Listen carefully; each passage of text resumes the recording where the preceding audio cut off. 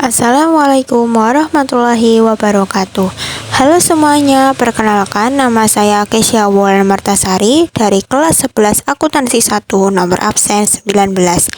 Di sini saya akan membuat video yang berupa analisis atau pembahasan 4 soal dari 2 materi yang berbeda, guna untuk memenuhi tugas akhir dari mata pelajaran Bahasa Indonesia dan juga sebagai penilaian untuk UAS. 4 soal yang berbeda yaitu 2 soal dari materi resensi dan 2 soal dari materi proposal. Sebelum lanjut ke pembahasan soal pada bagian resensi, saya akan mereview sedikit tentang materi resensi. Resensi itu sendiri adalah sebuah kegiatan mengulas maupun memberikan sebuah penilaian terhadap informasi baik yang ada di buku, film, musik, dan lain sebagainya. Dengan adanya kegiatan resensi, membuat kita semakin lebih memahami suatu informasi yang kita dapatkan dari suatu hal yang telah dibuat di resensi tersebut. Selanjutnya yaitu kegiatan menganalisis soal. Yang pertama adalah kalimat yang menginformasikan penggalan resensi buku non-fiksi adalah A. Kekuatan novel ini tidak hanya terletak pada realitas hidup tokoh Ongga yang sulit diduga. B. Tidak berlebihan pula jika dikatakan bahwa buku ini sangat baik dibaca oleh orang yang terusik dengan ulah tamunya. C. Kemunculan buku ini telah memperkaya khazanah literatur bisnis khususnya bagi pengusaha konglomerat. D. Mostar Lubis memperlihatkan sikap jiwa yang ditemukan pada diri orang-orang di masa revolusi melalui tokoh Hasil dan Guru Isa. E. Novel ini termasuk novel serius yang tidak cukup menghibur seperti halnya dalam novel pop. Jawaban yang benar adalah C. Mengapa jawabannya C? Karena pertanyaan yang diutarakan adalah resensi buku non-fiksi. Konteks dari buku non-fiksi adalah buku yang menyatakan sebuah kenyataan tanpa adanya campuran sebuah imajinasi ataupun berandai-andai. Sedangkan untuk jawaban lainnya seperti A, B, D, dan E itu menuju ke buku fiksi yang mengutarakan tentang alur, tokoh, ataupun dalam unsur cerita fiksi tersebut. Untuk jawaban C, ini lebih ke informasi yang faktual atau nyata. Dan pada kalimat ini menunjukkan tentang sebuah manfaat buku yang ada pada bidang bisnis ataupun pengusaha. Untuk C, jawabannya adalah kemunculan buku ini telah memperkaya khazanah literatur bisnis khususnya bagi pengusaha konglomerat. Untuk soal nomor 2 adalah bacalah penggalan resensi berikut. Sulit sekali menemukan kekurangan pada buku ini. Semua unsur yang seharusnya dimiliki sebuah karya fiksi terpenuhi dalam buku ini. Bagi siswa yang tidak senang membaca karya sastra, memang buku ini tidak begitu menarik sebab novel ini serius dan tidak cukup menghibur. Aspek yang dinilai dalam penggalan resensi di atas adalah A. Kekurangan atau kelemahan novel tersebut. B. Keunggulan atau kelebihan novel tersebut. C. Novel tersebut tidak menarik bagi remaja.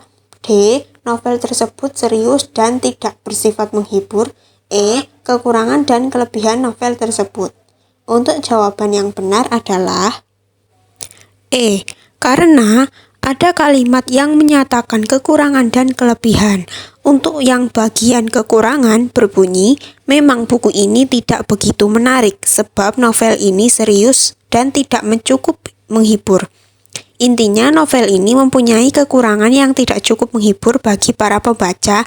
Dan untuk di bagian kelebihan yang berbunyi, sulit sekali menemukan kekurangan pada buku ini. Semua unsur yang seharusnya dimiliki sebuah karya fiksi terpenuhi dalam buku ini.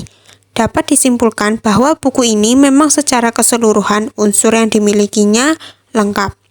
Dan untuk jawabannya adalah E, yaitu kekurangan dan kelebihan novel tersebut. Untuk selanjutnya yaitu materi yang kedua, materi proposal. Di sini sebelum saya akan menganalisis 2 soal dari materi proposal, saya akan mereview sedikit tentang materi proposal. Proposal adalah sebuah rancangan kegiatan yang dibuat secara sistematis atau berurutan dari awal hingga akhir, yang dimana memiliki tujuan untuk mendapatkan suatu perizinan, memberikan gambaran perencanaan kegiatan sebagai panduan, dan lain sebagainya. Selanjutnya, saya akan menganalisis 2 soal dari materi proposal. Untuk soal pertama dari materi proposal, bacalah kutipan berikut. Maksud kami mengadakan kegiatan ini adalah untuk 1. Mempererat hubungan antar siswa di SMA ini. 2. Memacu kreativitas dalam bidang fotografi. 3. Membentuk kegiatan remaja yang positif. Informasi pada bagian proposal tersebut termasuk dalam A. Latar belakang, B. Dasar pemikiran, C. Tujuan kegiatan, D. Kepanitiaan, E. Anggaran. Untuk jawaban yang benar adalah C. Karena di sebuah penggalan bacaan ada beberapa opsi maksud tujuan kegiatan itu dilakukan, yang pastinya dengan adanya tujuan kegiatan tersebut akan mendapatkan manfaat yang ditimbulkan dari sebuah tujuan ataupun maksud dari sebuah acara yang akan dijalankan. Untuk yang pertama, jawabannya adalah C, tujuan kegiatan. Untuk soal nomor 2, bacalah bagian proposal berikut. 1. Penguburan kaleng-kaleng bekas. 2. Pembakaran sampah-sampah. 3. Pengurasan bak-bak mandi. Dan 4. Pengasapan rumah-rumah penduduk. Berbagai kegiatan di atas merupakan bagian dari proposal yang berjudul A. Program pemberantasan penyakit demam berdarah. B. Lomba kebersihan di Kelurahan Mulyasari. C. Kegiatan Jumat Bersih di SMA Negeri 10 Surabaya. D. Rangkaian kebersihan lingkungan masyarakat. E. Program kebersihan dan kesehatan sekecamatan Taman Sari. Untuk jawaban yang benar adalah A. Karena pada sebuah penggalan bacaan tersebut ada beberapa jenis kegiatan yang akan dilakukan. Pada 4 kegiatan tersebut, itu termasuk ke dalam program pemberantasan penyakit demam berdarah, karena sudah jelas apa saja kegiatan pemberantasan penyakit demam berdarah.